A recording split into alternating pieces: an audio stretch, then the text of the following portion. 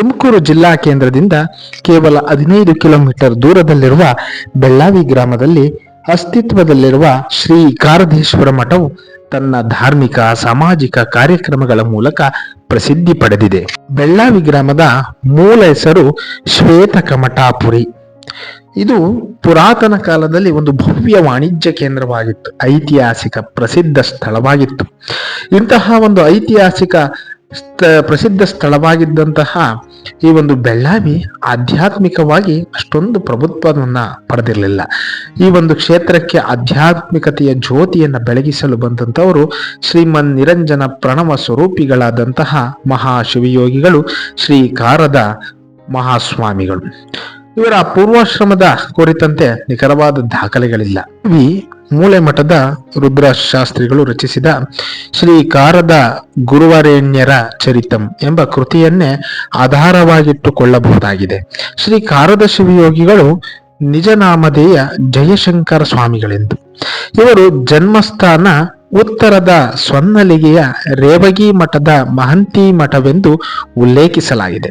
ಶ್ರೀ ಕಾರದ ಶಿವಯೋಗಿಗಳು ಬಾಲ್ಯದಲ್ಲಿಯೇ ವೈರಾಗ್ಯ ಮೂರ್ತಿಗಳಾಗಿದ್ದು ಕಠೋರ ಅನುಷ್ಠಾನರು ಆಗಿದ್ದರು. ಶ್ರೀ ಪುರಿ ಮಠಾಧೀಶರಿಂದ ಅನುಗ್ರಹ ಪಡೆದು ಅಷ್ಟಾವರಣವೇ ಅಂಗ, ಪಂಚಾಚಾರವೇ ಪ್ರಾಣ, ಷಟ್ ಸ್ಥಳವೇ ಆತ್ಮವಾಗಿಸಿಕೊಂಡು ಶಿವಾನುಭವವನ್ನ ಮಾಡಿದಂತಹ ಮಹಾಯೋಗಿಗಳು. ಇವರು ಹಿಮಾಚಲ, ಹರಿದ್ವಾರ, ಗಾಯ, ಪ್ರಯಾಗ, ಬದ್ರಿಕಾಶ್ರಮ, ನೇಪಾಳ, ಕಪಿಲದ್ವಾರ, ಕಪ್ಪತಗಿರಿ, ಷಣ್ಮುಖಾದ್ರಿ ಮುಂತಾದ ಕ್ಷೇತ್ರಗಳಲ್ಲಿ ಸಂಚರಿಸಿ ಅಲ್ಲಲ್ಲಿಯೇ ತಪಗೈದು ಹಠಯೋಗ ಮತ್ತು ಶಿವಯೋಗಗಳನ್ನು ಮಾಡಿ ಆಧ್ಯಾತ್ಮಿಕವಾಗಿ ಗಟ್ಟಿಗೊಂಡಂತಹ ಮಹಾಶಿವಯೋಗಿಯವರಾಗಿದ್ದಾರೆ. ಶಿವಯೋಗ ತತ್ವವನ್ನ ಗಟ್ಟಿಗೊಳಿಸಿಕೊಂಡಂತೆ ನಂತರ ದೇಶ ಸಂಚಾರದಲ್ಲಿ ಇವರು ಶ್ರೀ ಲಿಂಗಣ್ಣ ತಾತ ಮತ್ತು ಶ್ರೀ ಅಟವಿ ಶಿವಯೋಗಿಗಳ ಸತ್ಸಂಗಕ್ಕೆ ಬಂದರು. ತದನಂತರ ಇವರು ತುಮಕೂರಿನ ಕಡೆ ಮುಖ ಮಾಡಿದರು. ಶ್ರೀ ಕಾರದ ಶಿವಯೋಗಿಗಳು ಅಲ್ಲಲ್ಲಿ ಸಂಚರಿಸುತ್ತಾ ಬೆಳ್ಳಾವಿ ಗ್ರಾಮಕ್ಕೆ ಆಗಮಿಸಿದರು. ಆ ಬೆಳ್ಳಾವಿ ಗ್ರಾಮದ ಇದ್ದಂತಹ ಹೊರಭಾಗದ ಕೆರೆಯ ದಡದಲ್ಲಿ ಇವರು ನೆಲೆ ನಿಂತರು. ಶ್ರೀಗಳು ಇಲ್ಲಿ ನೆಲೆ ನಿಂತರೂ ಸದಾ ಸಂಚಾರ ಮೂರ್ತಿಗಳಾಗಿದ್ದರು.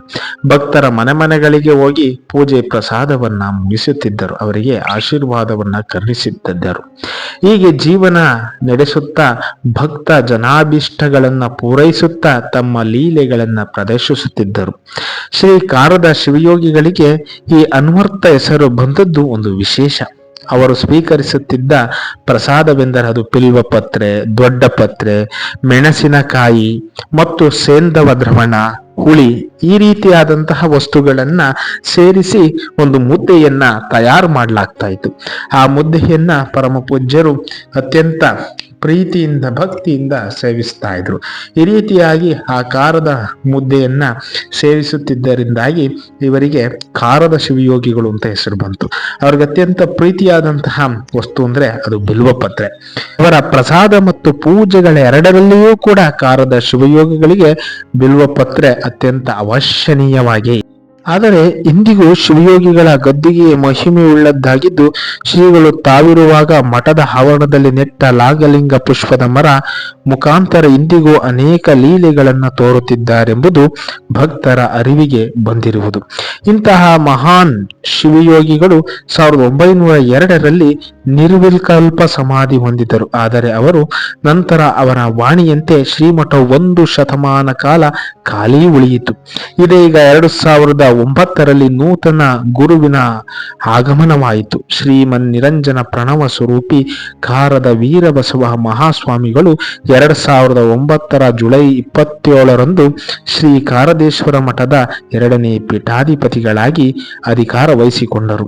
ಶ್ರೀ ಮಠದ ಸರ್ವ ಅಭಿವೃದ್ಧಿ ಮತ್ತು ವಿವಿಧ ಧಾರ್ಮಿಕ ಕಾರ್ಯಗಳನ್ನು ಹಮ್ಮಿಕೊಂಡು ಧರ್ಮ ಜಾಗೃತಿ ಕ್ರಿಯೆಯೊಂದಿಗೆ ಸರ್ವ ಭಕ್ತರಿಗೂ ಧರ್ಮ ಸಂಸ್ಕೃತಿ ಸಂಸ್ಕಾರ ನೀಡುತ್ತಿದ್ದಾರೆ.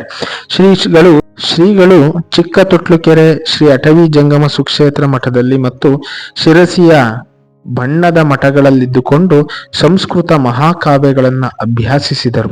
ಇಂತಹ ಶ್ರೀಗಳು ಇಂದು 30ಕ್ಕೂ ಅಧಿಕ ವಿದ್ಯಾರ್ಥಿಗಳನ್ನ ಶ್ರೀಮಠದಲ್ಲಿ ವ್ಯಾಸಂಗ ಮಾಡಿಸುತ್ತಾ ಅನ್ನ ಅಕ್ಷರ ದಾಸೋಹಗಳನ್ನ ನೀಡುತ್ತಿದ್ದಾರೆ.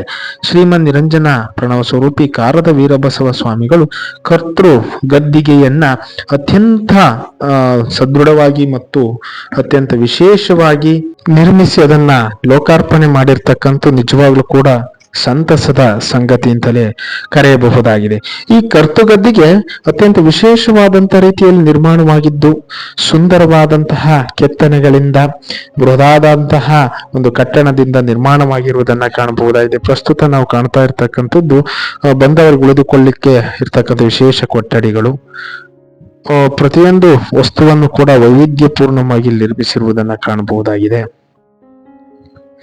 ಇದು ಪರಮಪೂಜ್ಯರು ನೆಲೆ ನಿಂತಿರ್ತಕ್ಕಂಥ ನಾಗಲಿಂಗ ಪುಷ್ಪದ ಮರ.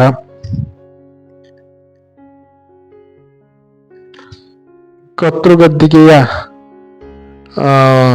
ಲೋಕಾರ್ಪಣೆಯ ಸಂದರ್ಭದಲ್ಲಿ ಕಂಡು ಬಂದಂತಹ ದೇಶಿ ರಾಸುಗಳನ್ನ ಇಲ್ಲಿ ಗಮನಿಸಬಹುದಾಗಿದೆ. ವಿಶೇಷವಾಗಿರ್ತಕ್ಕಂಥ ದೇಶಿ ರಾಸುಗಳು.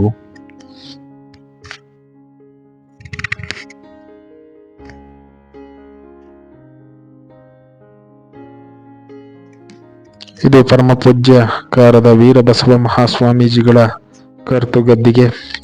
ವಿಶೇಷ ಅಲಂಕಾರದಿಂದ ಅದು ಕಂಗೊಳಿಸ್ತಾ ಇರ್ತಕ್ಕಂಥದ್ದನ್ನ ಗಮನಿಸಬಹುದಾಗಿದೆ. ಆ ಶಿವಯೋಗಿಯ ದರ್ಶನದಿಂದ ನಮ್ಮೆಲ್ಲ ಕಷ್ಟಗಳು ಕೂಡ ಪರಿಹಾರ ಆಗ್ತವೆ ಅಂತ ಶಿವಯೋಗಿಗಳನ್ನ ಪ್ರತಿಯೊಬ್ಬರೂ ಕೂಡ ಹೃನ್ಮನದಲ್ಲಿ ನೆನೆಸಬೇಕಾಗಿದೆ.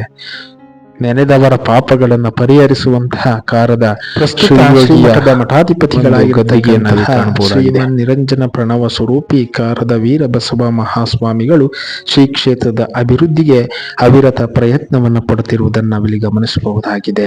ಹಾಗೆಯೇ ಆಧ್ಯಾತ್ಮಿಕ ಕ್ಷೇತ್ರದಲ್ಲಿ ತಮ್ಮದೇ ಆದಂತಹ ಕೊಡುಗೆಯನ್ನು ನೀಡುತ್ತಾ ಆಧ್ಯಾತ್ಮಿಕ ಲೋಕದಲ್ಲಿ ವಿಹರಿಸುತ್ತಿರತಕ್ಕಂತಹ ಮಹಾನ್ ಸನ್ಯಾಸಿಯಾಗಿರುವುದನ್ನು ಕೂಡ ಇಲ್ಲಿ ಸ್ಮರಿಸಬಹುದಾಗಿದೆ. ಹಾಗೆಯೇ ಕ್ಷೇತ್ರದ ಉತ್ತುಂಗವಾಗಿ ಬೆಳವಣಿಗೆ ಇವರ ಕಾಲಘಟ್ಟದಲ್ಲಿ ಕಾಣ್ತಾ ಇರತಕ್ಕಂಥದ್ದನ್ನು ಕೂಡ ನಾವಿಲ್ಲಿ ಸ್ಮರಿಸಬಹುದಾಗಿದೆ.